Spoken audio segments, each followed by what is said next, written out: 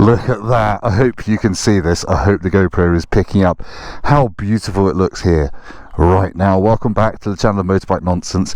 I'm out for a ride on the BMW R12. I've already done a first impressions video of this bike, but it was kind of dark, a bit wet, not very nice, and now it's a sunny Sunday afternoon.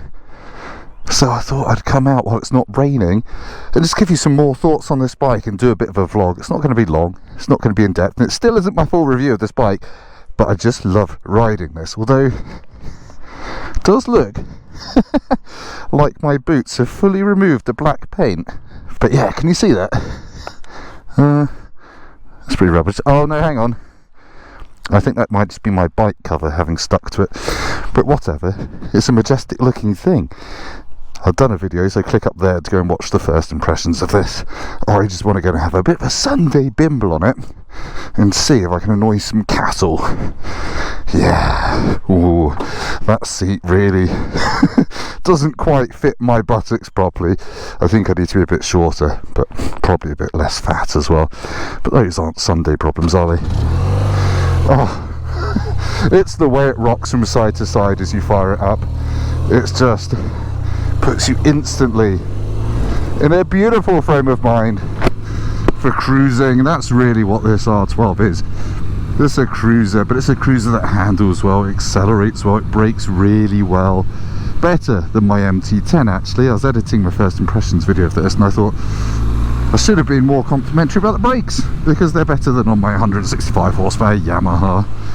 And this has only got 95 horsepower, but you just don't really need any more, I would argue.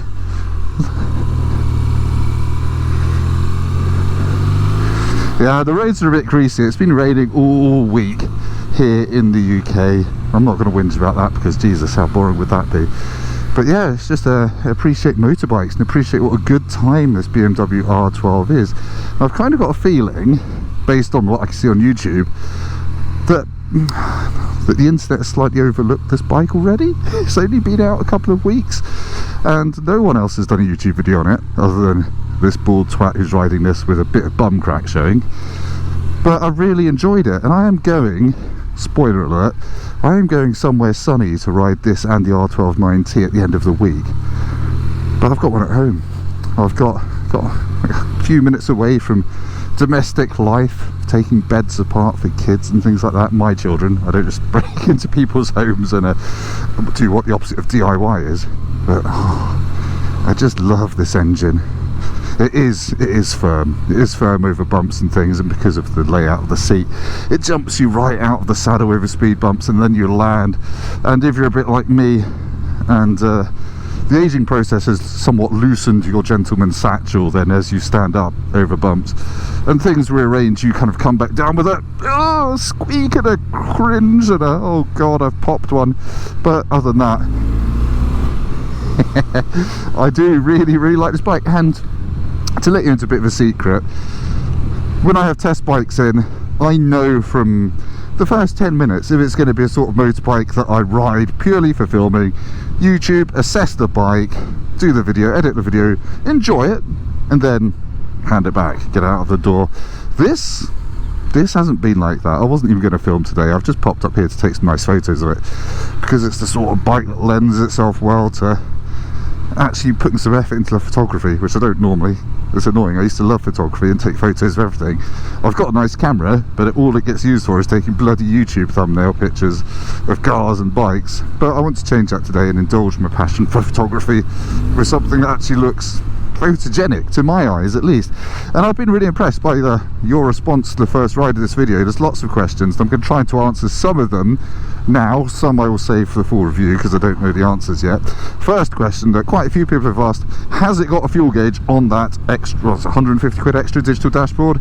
And the answer, I'm afraid to say, is no fuel gauge whatsoever, which is fine. I don't really care about having a fuel gauge. I just run trip to trip and reset it every time I fill up, and obviously it will have a fuel light. But what is annoying is it can't tell you the range. It can tell me so much other stuff, just not my fuel range. I'd be fine without a fuel gauge if it said, oh, you've got 120 miles left. But no, it can tell me the time, it can tell me the temperature, it can tell me my tyre pressures, and the voltage at the 12 volt battery, but not the fuel range, which I think is a miss, but hey, that'll feature in my review. Other questions have been about the price, and I've just spec'd this one up. This bike starts at just under £12,000 here in the UK for the basic R12. If you want to slap the option 719 paintwork on, that comes with some billet packs as well. That's 2,000 extra, 2,000 and a bit extra, but you do get some shadow billet things, get billet cylinder head covers and levers and all these bits, and I'd say that's worth it because it feels more special. But then there's still more options. So this one's got, what's it got? The optional headlight, the optional digital dashboard.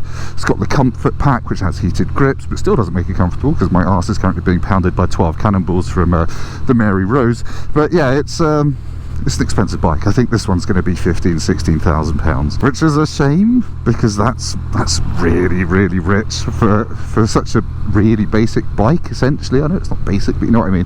It's not like a radar cruise control, electric suspension equipped sports tourer. It's oil/air cooled character fun machine. So yeah, it costs quite a lot of money. Next question was, does the quick shifter feel good? Yeah, it feels alright. It feels better than on the 1250s, I would say.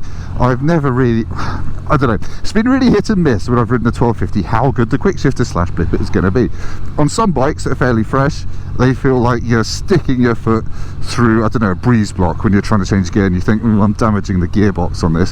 Whereas this, down blipper works well, and it shifts up with alacrity when you're on it. It can be quite lumpy. I think first to second I still don't want to use the upshift, I just want to use the clutch, so it's a bit old school in that regard. But look, blip, blip, blip. Yeah, first to second gives you a kick in the back because it is a bit lumpy on the old quick shifter. But yeah, I've been using it, put it that way. I've not been working my way around it other than between first and second. So yeah, I think it is worth having. Jesus, it's bumpy down here though. I've really been blown away by the response to the video, the first video I did on this. It feels very stable. I just like the way it feels. It's, you know, it's not on super sporty tyres. They look like kind of old Vauxhall cross plies or something. But it gives you confidence, and on wet crappy roads around Surrey, it's actually been a bike I want to take out, even though I am going to get it dirty and we'll have to clean it. I don't usually clean press bikes, but this looks too nice to not clean. Ugh. I did sadly hand back a Yamaha 1080 the other day with half a cow's intestines wrapped around the headers. I can't say enough nice things about the way this makes me feel, other than the seat. And I know there will be loads of aftermarket seats for this, but I think, I've not ridden it yet, but the R12 9T, I think the seat on that is going to suit my riding a little bit more. And I've not decked the pegs out on this, but again, look at it, there's like, I don't know, half a dead badger down there and a load of water. I've not been cornering like a madman. But I know from experience that the R12 9T or the R9T, hello, thank you, does handle really well. So this will handle well, but I think the foot pegs will deck out quicker than on the 9T. Could I have said that in a more convoluted way? Probably not. That's it's very quick, more thoughts on the R12.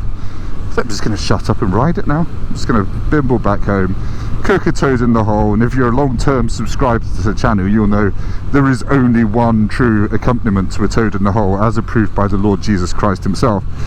And that's baked beans. I won't hear anything else. Maybe mashed potato. I think he might allow mashed potato, but baked beans, toad in the hole. And if you are not from the UK and you don't know what toad in the hole is, it's a sexual position involving 3 gorillas, and you have baked beans with it. It's great. It's what every British person does on a Sunday afternoon under a hologram of the Queen doing a curtsy. Did you come here for the motorbike chat? I'm really sorry if you did. Actually, right, let's do a bit of nonsense vloggy stuff at the end, because there are a few things I want to talk about, and one of which I have kind of spoken about a little bit, and that is that I'm going to Portugal on Thursday this week for 3 days to ride BMW motorbikes. Now, it's kind of a press trip, and is a press trip, and I'm riding the R12, the R12 9T, which I've not ridden yet, and the new F900 GS, which I'm quite interested in because I've never ridden the old 850 GS. I've never ridden a parallel twin GS, and I know a few people that have owned them and really liked them. I looked at them and thought that couldn't look any more tedious, but I think we're going to do some mild off-roading, which should be entertaining, and I'm quite into that kind of middleweight, lightweight adventure bike sector where you might take it off-road because it doesn't weigh 1,000 kilos like a 1290 Super Adventure would. But most interesting is going to be riding one of these again but not on crappy roads. And it'll be interesting to see from a kind of journalist point of view what mood it puts me in if I think it's a better bike because I'm riding it somewhere sunny. And this is a problem I'm seeing lots with other YouTubers, quite a few YouTubers who don't come from a journalistic background like I do, who are perhaps less critical of motorbikes. I'm seeing this increasing proliferation of like, oh, I've had a great day out here in Portugal at the free hotel bar last night, and then today ragging the tits off someone else's motorbike on perfect smooth roads. Oh, look at this free t-shirt they gave me. Oh, isn't this bike great? 5 stars. I'm starting to see a lot more kind of oh, look at the fun I'm having. Look at the manufacturers. They spent all this money on me and I'm having a great time. Anyway, here's my completely impartial review of the new bike. And I get annoyed when, it's usually on my car channel, when people say, oh, every car manufacturer pays journalists to say nice things about their cars. They don't. They might do with influencers, and it should be flagged as a paid promotion, but some like What Car, Autocar, Evo, they're not going to say nice things because they've been given a bung. It doesn't happen. I get the pegs down. I don't really want to get the pegs down. Trying to get the front off that crest. It doesn't happen. It doesn't happen. But now I'm seeing lots of fairly young, inexperienced people trying to be journalists on bike launches, and they're saying things like, oh my god, look at this hotel, look at this, amazing. And yes, the hotels are usually amazing. They're like, oh, look at the free hoodie I got from whoever. And it just makes me think, how can you actually say that and then still think your review is trustworthy? I know I'm being a proper old man whinge here, but I've met, you know, there are a few young YouTubers on the car side, younger, sorry, I'm 38, they're definitely younger than me. And I'm trying to say, look, you can't take a paid deal from Volkswagen and still expect someone to think your 5-star review of the ID Buzz is impartial, even if your paid deal wasn't about that. And they're like, oh yeah, I didn't think of that. That's me face palming. I can't face palm GoPro. I just wonder if, you know, if you want to be taken seriously in this game, you can't, you know, you can't show off the nice things that have been given to you.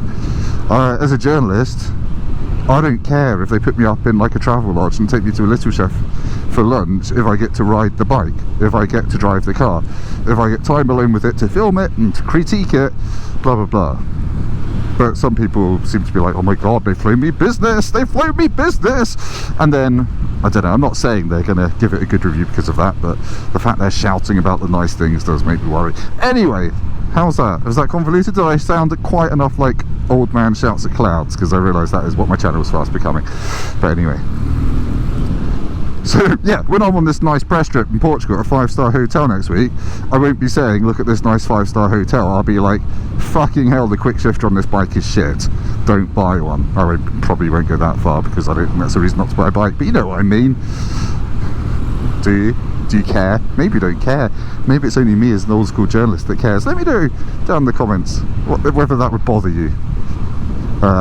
Because there's a lot of big bike channels out there now saying, we've had a fantastic day here in Portugal while you've been cry wanking in your office cubicle in Slough. Bike's great. Yeah. Interesting though, I was meant to go and ride the Triumph Daytona 660 last week. Triumph invited me out to wherever it was to ride it. In the end I couldn't do it because various reasons I won't go into, but I couldn't make it out there, so I had to cancel. But I'm reading and watching the reviews of that bike and they are meh. They are distinctly mid reviews. And I know the Daytona caught a lot of flack, the new 660, because it's not a 675, but we've covered that. The only thing you can do these days is have 94 horsepower so you can make it A2 compliant, like this bike. You can do that with this bike, you can restrict it. And it's obviously softer, but also it looks like they've slightly messed up the geometry and not put the back high enough, not put the front low enough. So apparently if you're a quick rider, the new 660 Daytona is a bit of a lemon drizzle cake. It's a bit soft, it's a bit squidgy if you're riding quickly. And Triumph are usually good at not doing that, so it feels like the first ball they've dropped in a while. But I've not ridden one. I will get one in on the channel and see what it's like. I'm sure for pottering about it's okay, but I've seen some low shots from the front looking up at it, and the handlebars look really orthopedic. They look like, you know, not to be mean to people, but heli bars on bikes. It looks like it's got a set of full-on Grandad, this is my last tour before I go to Dignitas heli bars. Sorry if that's you and you've gone to Dignitas. I hope, well, you wouldn't be watching this if it did work out, but yeah. I always think they should do gift vouchers at Dignitas. That'd be quite a good leaving gift to get someone, wouldn't it? Here's 50 quid off your assisted suicide. But anyway, is that dark enough to end the video on? I think it probably is. That has been far too much monotone waffle. Sorry, one camera, boring. I'm going to razz this down a bit dual carriageway just to end the video on a nice note. And then we'll say cheers, and my full review of this will be coming out soon, and the Tracer 7 as well. And Tracer 7, I don't mean that at all. I mean the Tenere 700. I can't remember my Yamahas. I went round a hairpin bend on this in 3rd gear earlier, and it was absolutely fine. Oh god, that's a big pothole, isn't it? Jesus Christ. Right, anyway.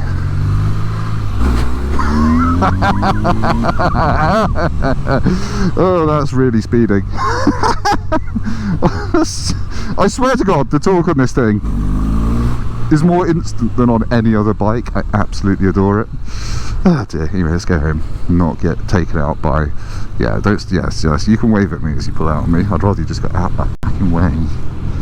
Some youth are probably drinking Pride. No, what's it called? Prime, that's it. They're all hepped up and goofballs.